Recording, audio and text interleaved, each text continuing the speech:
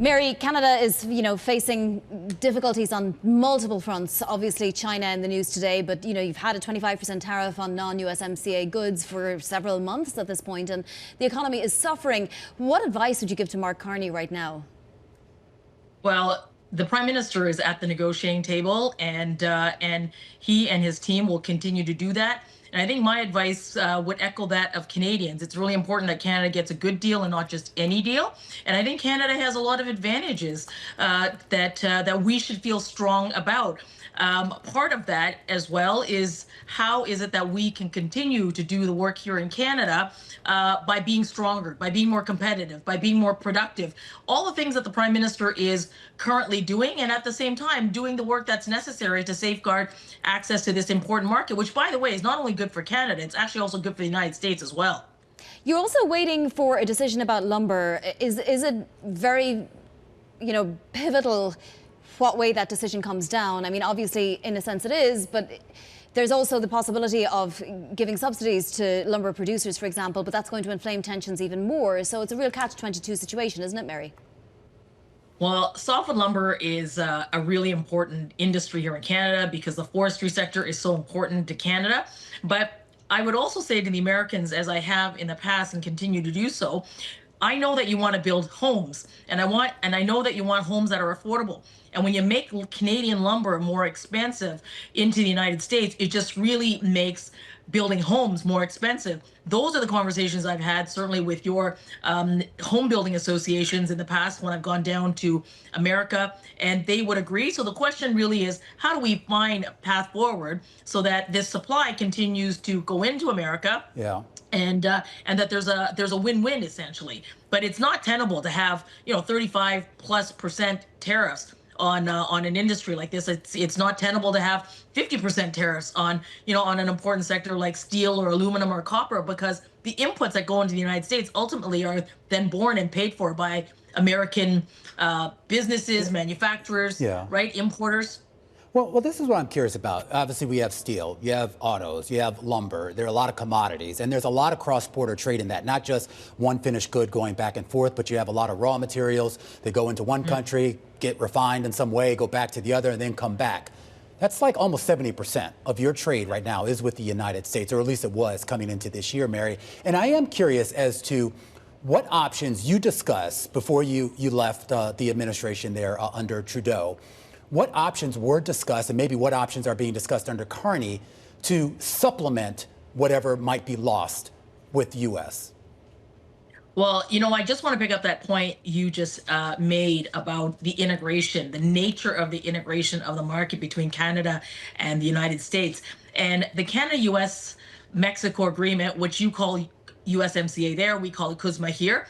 The good thing at the moment is that there is still KUSMA compliant or USA compliant that really is about, according to the Bank of Canada just a few days ago, covers over 90% of Canada's exports to the United States. And those that, and really what does that mean? It just means that 75% of the content that needs to be created.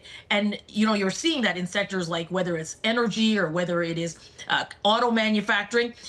If we're able to keep to that KUSMA compliant, then there really is no tariffs. And I think that is really good for Canada, and I think that our administration, our government, needs to keep working with the Americans to ensure that there's a win-win there, and we are seeing that because I know that the American companies, because the supply chains are so integrated, do not want to see a higher cost borne on those inputs that go in and that cross the border, as you rightly pointed out, several times before a finished good is made. But when we talk about what the relationship is going to look like, and I don't necessarily mean just Canada, U.S., but really Canada's relationship with the world. I know that at least under Carney, and I think it kind of started under Trudeau, there was some attempt at a reset with India and the relationship there to improve trade ties. I know there's been further outreach by Carney to other Asian nations. And I am curious as to, do you think we're entering sort of a world where sort of one sort of big global trade environment is just no more? That this is going to be about regional blocks, and in some cases, certainly on the U.S. side, more one-on-one bilateral type of trade deals and agreements? Well, the Americans have certainly decided to change the architecture and the way in which they're trading and the various relationships that they're having around the world. I, as Canada's trade minister, I've been the longest serving trade minister in my country. I've never not had trade diversification in my mandate from the prime minister.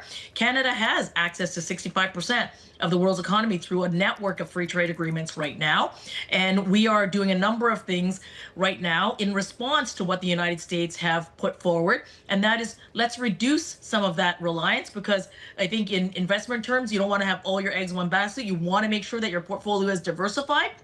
We have great partners through the CPTPP. So that's the, the old TPP, the Trans-Pacific Partnership, with countries like Japan and Australia and Singapore and Vietnam and all the rest, but also with Europe and a whole range of networks. So I do think that there is an opportunity to diversify and continue to create an economy that can work not only for Canada, but for many of our global partners around the world. And I think that is the work for sure that's taking place right now. In the short term, though, it's going to hurt, Mary, before all of those relationships can be up and running, right? So from Thursday, for example, China is putting on more than 75% tariffs on rapeseed. Now, farmers are about to harvest what's going to be canola, right? What do they do with all of that if they can't sell it to China and other places?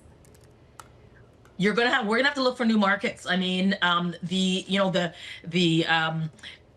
getting tariffs on Canadian products that are not responsive to what we have always respected, which is an international rules-based system, is just not good.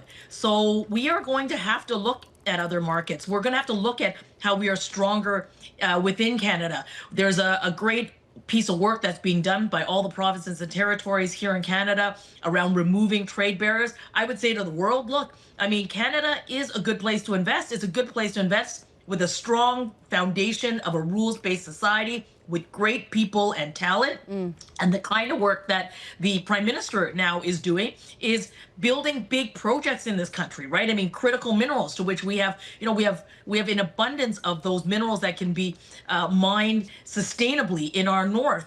We have infrastructure projects that can come online. We are a huge energy supplier and an energy mix that includes LNG, that includes a range of mixes as in this country. So yes, you're totally right. It is going to be hard in the short term, even in the medium term. But I think that this is the hard work that we're going to need to do. And I don't think Canada's alone in this, quite candidly.